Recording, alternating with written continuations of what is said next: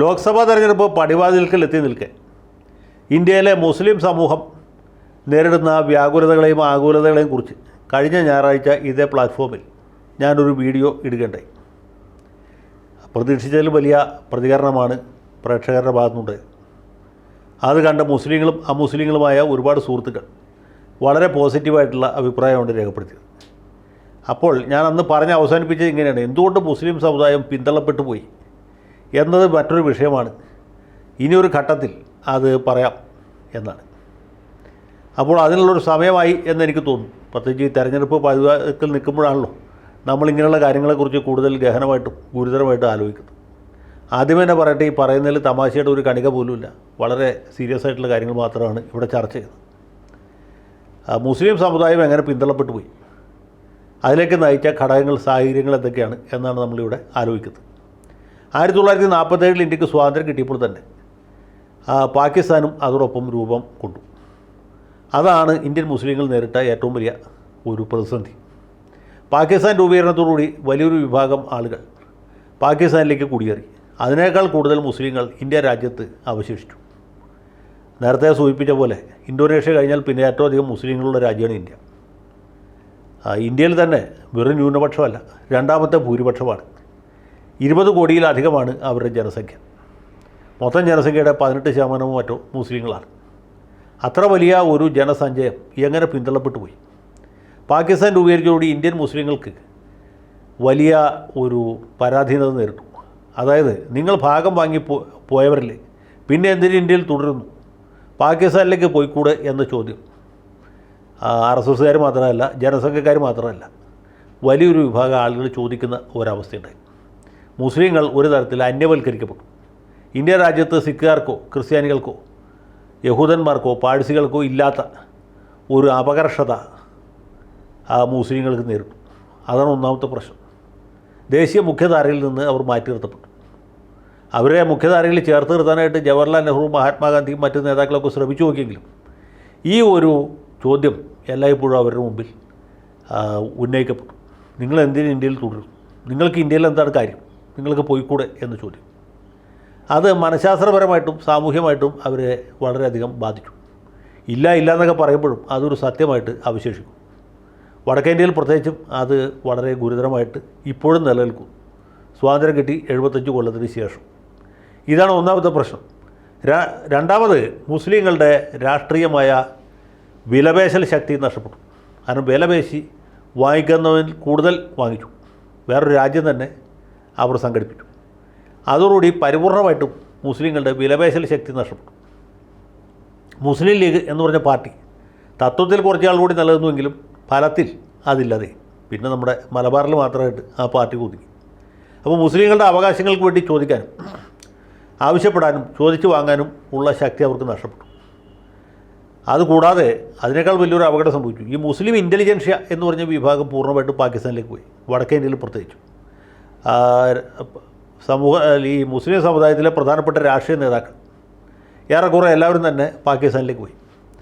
ബിസിനസ്സുകാരിൽ പ്രമുഖരൊക്കെ പാകിസ്ഥാനിലേക്ക് പോയി. വ്യവസായികൾ പാകിസ്ഥാനിലേക്ക് പോയി.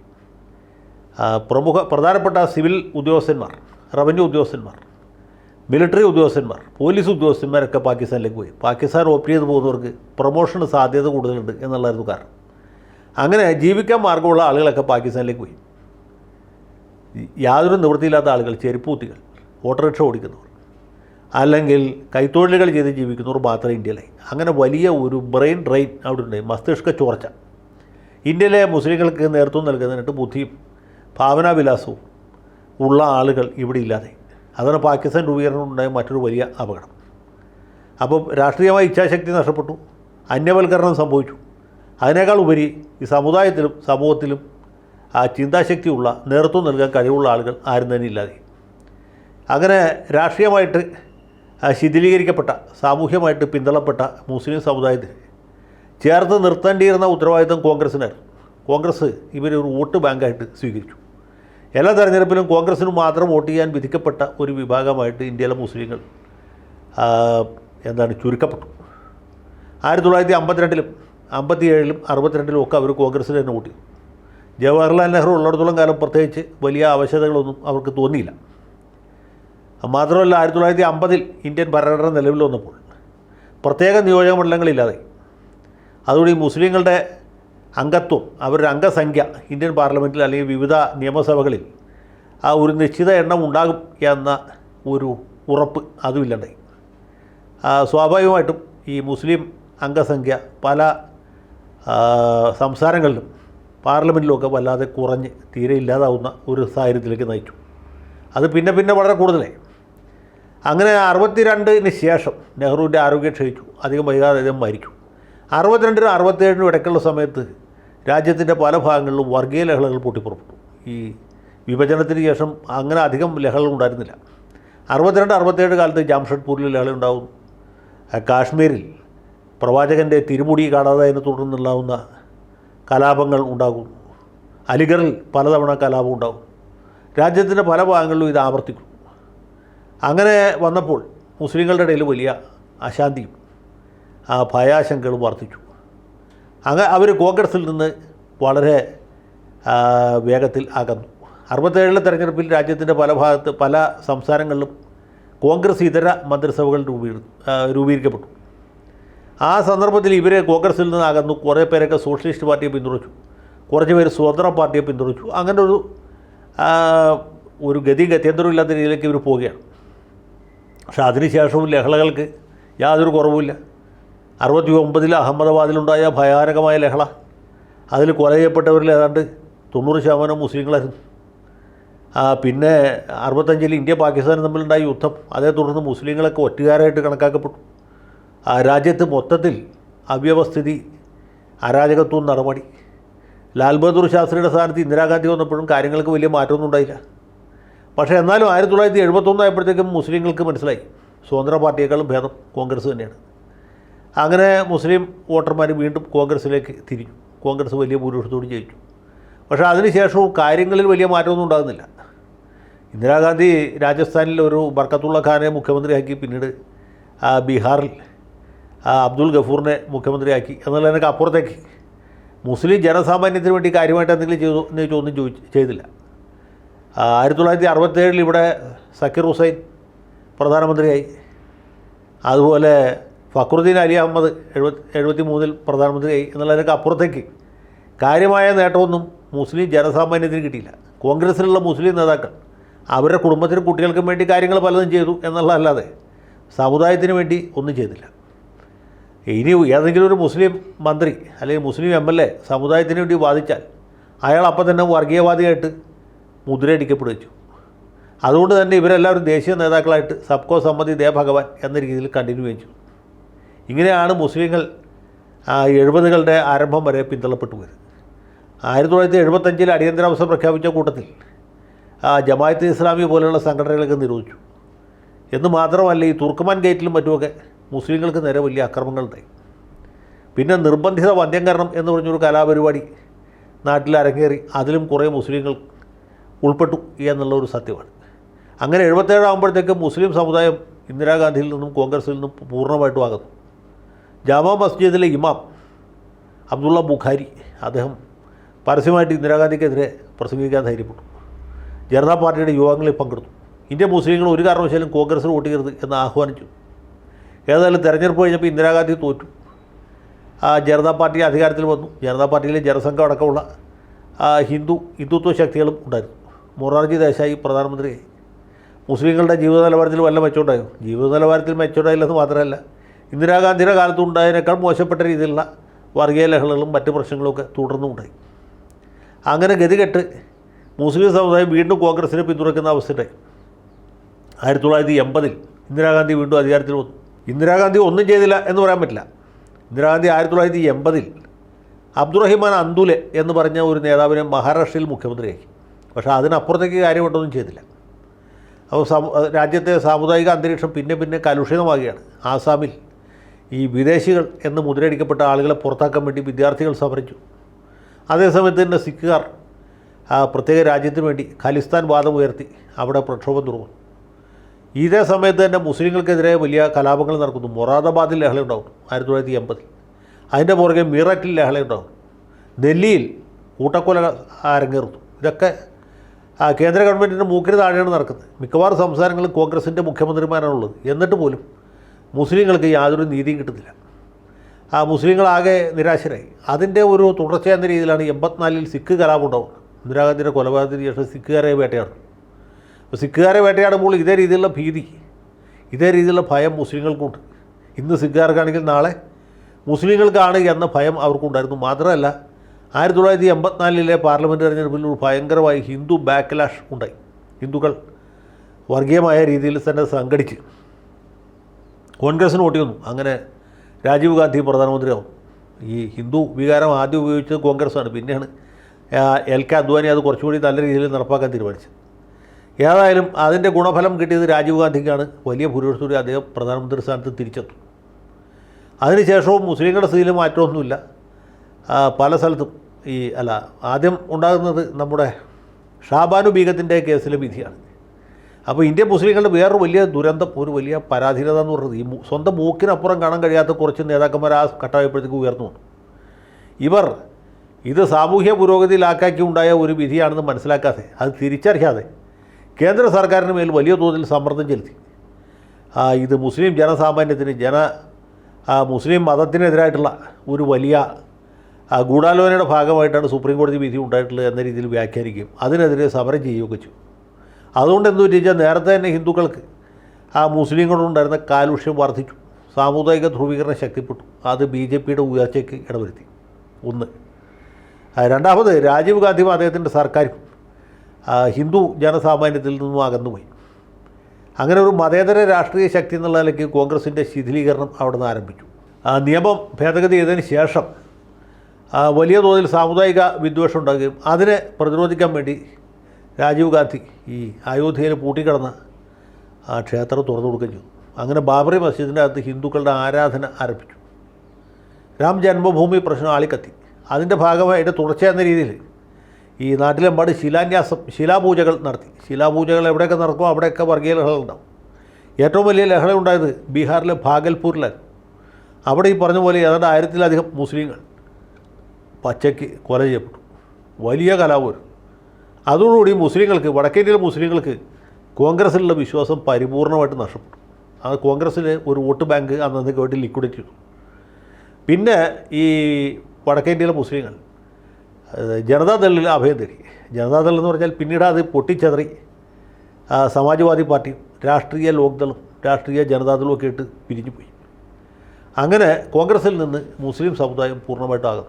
മുലായം സിംഗ് യാദവിനെ പോലെ, ലാലു പ്രസാദ് യാദവിനെ പോലുള്ള ആളുകൾ മുസ്ലിങ്ങളുടെ രാഷ്ട്രീയ നേതൃത്വം ഏറ്റെടുത്തു.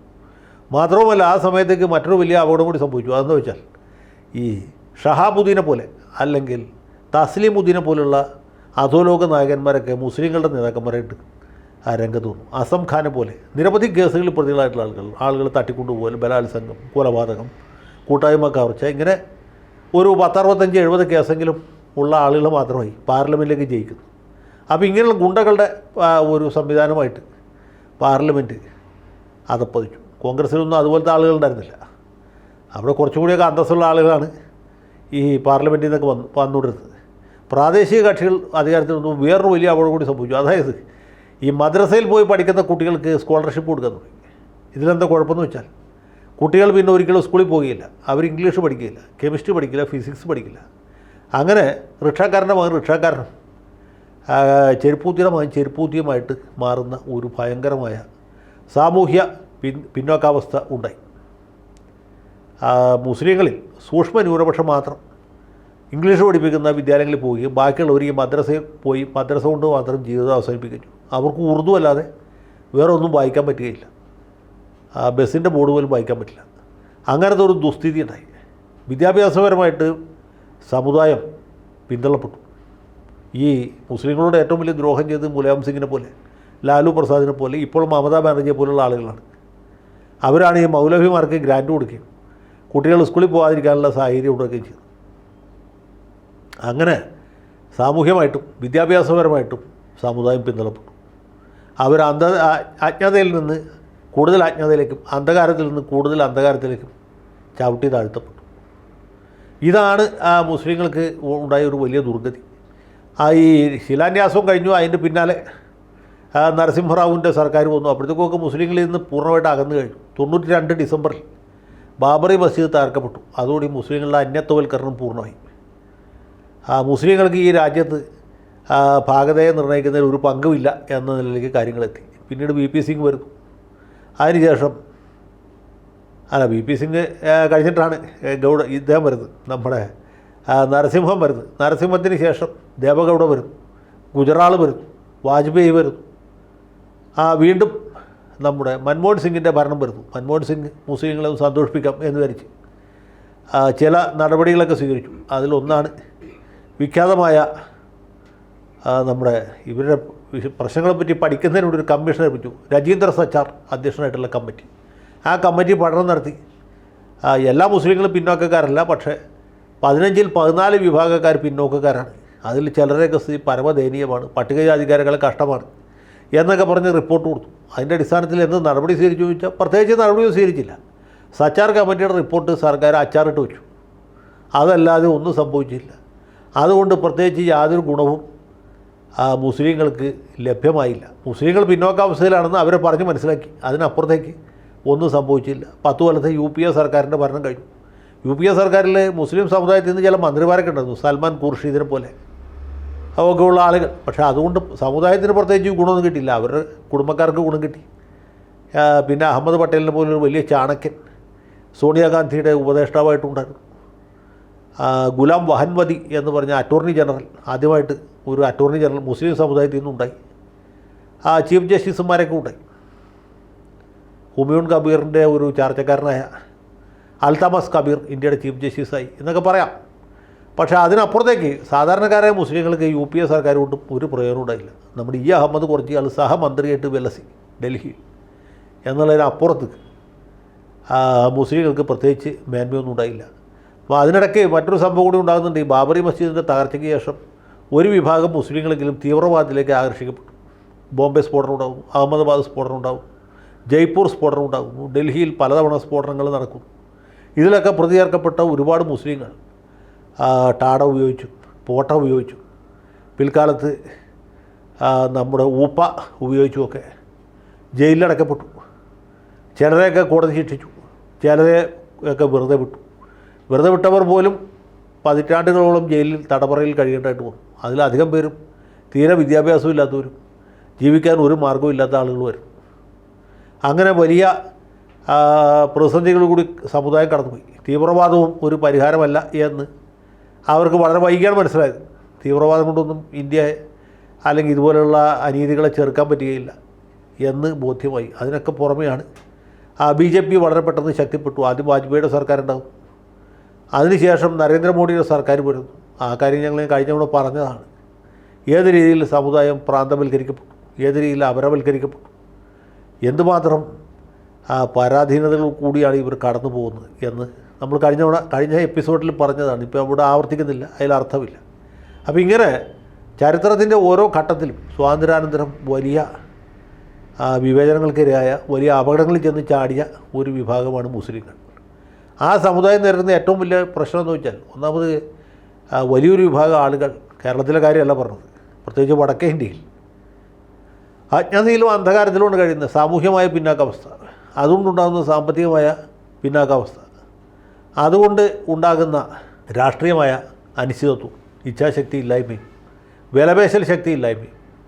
മുസ്ലിങ്ങൾക്ക് ശക്തമായ ഒരു രാഷ്ട്രീയ പാർട്ടിയും അവരുടെ അവകാശങ്ങൾക്ക് വേണ്ടി വാദിക്കാൻ ഒരു നേതാവും ഉണ്ടായിരുന്നെങ്കിൽ പകുതി കാര്യങ്ങൾക്ക് പരിഹാരം ഉണ്ടായിരുന്നു. ഇപ്പോൾ കേരളത്തിൽ മുസ്ലിം ലീഗുള്ള പോലെ അഖിലേന്ത്യാ അടിസ്ഥാനത്തിലൊരു മുസ്ലിം ലീഗ് ഉണ്ടായിരുന്നെങ്കിൽ ഇത്ര മോശമാവില്ലായിരുന്നു. ഏതെങ്കിലും മുന്നണിയുടെയൊക്കെ ഭാഗമായിട്ട് നിന്ന് സമുദായത്തിന് വേണ്ടി വാദിക്കും, സമുദായത്തിന് എന്തെങ്കിലും ആനുകൂല്യങ്ങൾ വാങ്ങിക്കൊടുക്കുന്നതിന് ഉത്സാഹിക്കുകയും ചെയ്തിരുന്നെങ്കിൽ, CH മുഹമ്മദ് കോയെ പോലെ ഒരു അഖിലേന്ത്യാ മുഹമ്മദ് കോയ ഉണ്ടായിരുന്നെങ്കിൽ കാര്യങ്ങളിൽ വലിയ മാറ്റം ഉണ്ടാകരുത്. പക്ഷേ അങ്ങനെയൊന്നും ഉണ്ടായില്ല. അവിടെ ഉണ്ടായത് ഒന്നുകിൽ ഫഖറുദ്ദീൻ അലി അഹമ്മദിനെ പോലുള്ള ആളുകളായിരുന്നു, അല്ലെങ്കിൽ തസ്ലീമുദ്ദീനെ പോലുള്ള ആളുകളായിരുന്നു, അതുമല്ലെങ്കിൽ നമ്മുടെ അസദുദ്ദീൻ ഒവൈസിയെ പോലുള്ള ആളുകളാണ്. അവരാരും തന്നെ സമൂഹത്തിന് വേണ്ടിയോ സമുദായത്തിന് വേണ്ടിയോ ഒന്നും തന്നെ ചെയ്തില്ല.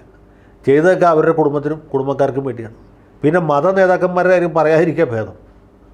സ്വന്തം മൂക്കിനപ്പുറം കാണാൻ കഴിവുള്ള ആളുകൾ ഈ വിഭാഗത്തിൽ തീരെ ഉണ്ടായിട്ടില്ല എന്ന് തന്നെ പറയാം. ഞാൻ നേരത്തെ സൂചിപ്പിച്ച നമ്മുടെ അബ്ദുള്ള ബുഖാരിയെ പോലുള്ള ആളുകളായിരുന്നു കൂടുതൽ. അവരൊക്കെ അവരവരുടെ കാര്യത്തിന് വേണ്ടിയിട്ട് പല വായ്ത്താരികളും മുഴക്കുകയും സമുദായത്തിൻ്റെ പേരിൽ പലതും വാങ്ങിക്കുകയും ചെയ്തു. അതൊന്നും സമുദായത്തിന് കിട്ടിയില്ല, അവരുടെ കുടുംബക്കാർക്കല്ലാതെ മറ്റാർക്കും അതുകൊണ്ട് ഗുണം കിട്ടിയില്ല എന്നുള്ളത് വേറൊരു സത്യമാണ്. അപ്പോൾ ഇങ്ങനെ വളരെ ദുഃഖകരമായ ഒരു ചരിത്രമാണ് ഇവർക്കുള്ളത്. നമുക്കെന്ത് ചെയ്യാൻ പറ്റും എന്ന് ചോദിച്ചാൽ പറയത്തക്കായിട്ടൊന്നും ചെയ്യാൻ പറ്റുകയില്ല. പക്ഷേ ഈ ഒരു കാര്യം തിരിച്ചറിയുന്നവർ എത്ര പേരുണ്ട് ഈ കൂട്ടത്തിൽ നിന്ന് എനിക്കറിയില്ല. ഇത് കാണുമ്പോൾ ആ രീതിയിലുള്ള ഒരു ചിന്ത കുറച്ച് പേർക്കെങ്കിലും ഉണ്ടാകുകയാണെങ്കിൽ ഞാൻ ഇത്രയും വായിലെ വെള്ളം പറ്റിച്ചുകൊണ്ട് എന്തെങ്കിലും പ്രയോജനം ഉണ്ടാവും എന്ന് ഞാൻ വിചാരിക്കുന്നു. ജയ് ഹിന്ദ്.